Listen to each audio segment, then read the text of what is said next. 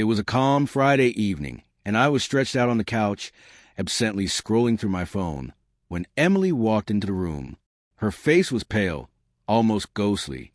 She was never good at hiding her feelings, so the worry etched across her expression immediately unsettled me. As both my closest friend and the love of my life, seeing her so shaken sent a chill straight through me. I knew at once that something was terribly wrong.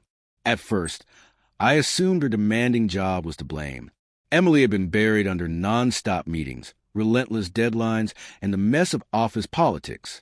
But as I lifted my eyes and saw her staring at the floor, her fingers anxiously twisting the edge of her cardigan, I realized this was more than work-related stress.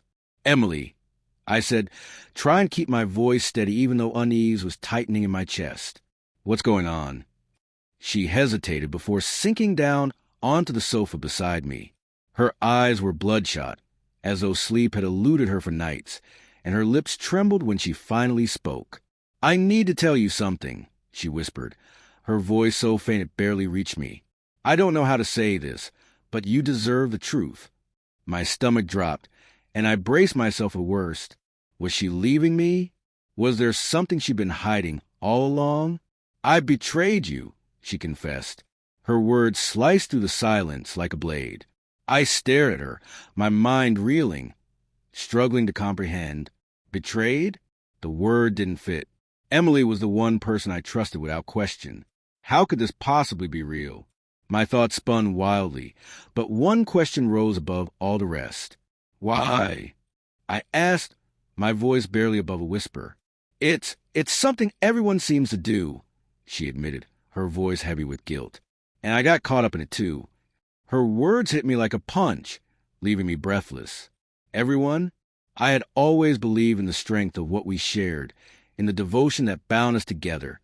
To hear her speak as though betrayal were ordinary, something her colleagues engaged in like it was normal, was impossible to grasp. "I didn't plan for it," she continued, her voice breaking.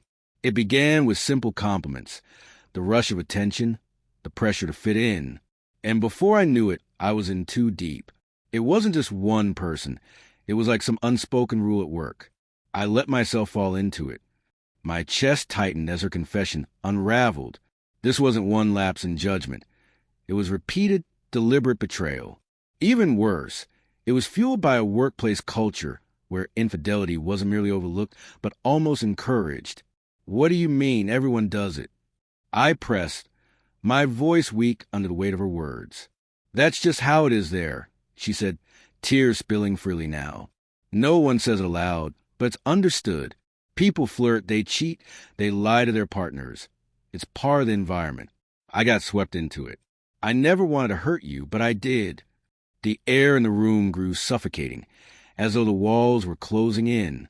I knew offices could create complicated dynamics, but this was something far darker, a culture that thrived on secrecy and betrayal. "Why didn't you tell me sooner?" I asked quietly, my voice fragile. She shook her head, eyes brimming with shame. "I didn't know how to face you. I was so afraid you'd hate me. But I couldn't keep living a lie. You deserved honesty." The silence that followed was unbearable. My thoughts spun endlessly, and it felt as if the very air had been drained from a room. I had trusted her completely, built a life on that trust. Now all of it, our love, our future, felt shattered in an instant. I looked at her, speechless. The pain of her betrayal cut deeper than anything I could have imagined. It wasn't just the act itself. It was the deceit, the secrets, the realization that what I thought was solid had been fragile all along. The woman I believed I knew inside and out had been living a double life, enabled by a workplace that normalized betrayal. As I stared at her, I could see the torment in her eyes. Guilt, shame, a desperate plea for forgiveness. But in that moment, I couldn't see a path forward. I didn't know if forgiveness was possible. In the days that followed, the atmosphere between us grew suffocating. We tried to talk, but every conversation only widened the distance. The trust we once treasured was gone, and no amount of words could bring it back. I was left facing a painful decision. Could I forgive her and attempt to rebuild? Or would it be wiser to let go and start anew? The harsh truth was that the deepest wound wasn't even the affair itself. It was realizing our marriage had always been resting on shaky ground. As much as I longed to hold our family together, I wasn't sure I could ever truly trust her again. After countless sleepless nights and agonizing conversations, I made my choice. I couldn't live beneath the shadow of her betrayal. For my own peace and the future I needed to reclaim, I chose to walk away. It wasn't a choice I wanted to make. I didn't want to give up the life we had built. But I came to see that love and trust are inseparable, and without trust, there's nothing left to hold on to. In the months that followed, Emily and I went our separate ways to reflect. The pain of what she'd done lingered like an open wound, but slowly, I found my footing again. I came to understand that sometimes leaving is the only way forward. I wish things had ended differently, that we could have repaired what was broken. But in the end, I learned a painful truth.